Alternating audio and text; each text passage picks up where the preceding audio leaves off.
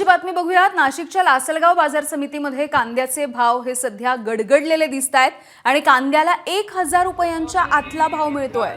मात्र 2000 रुपये क्विंटल भाव मिळावा यासाठी शोले स्टाईल आंदोलन करण्यात आलंय। शिवसेना, ठाकरेंच्या शिवसेनेसह छावा क्रांतीवीर सेनेच्या पदाधिकाऱ्यांनी हे आंदोलन केलंय। कांद्याला अनुदान मिळावं, समांतर बाजारभावाची योजना लागू करावी अशी मागणी या आंदोलकांची होती। सोबतच कांदा प्रश्नी आमदारांनी लक्षवेधी मांडावी अशी ही मागणी करण्यात आलेली आहे। या ठिकाणी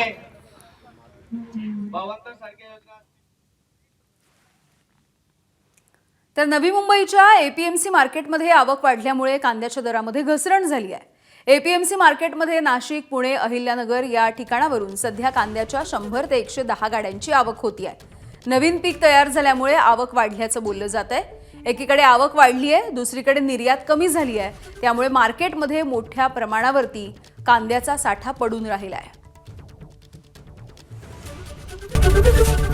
एबीपी माझा, उघडा डोळे बघा नीट।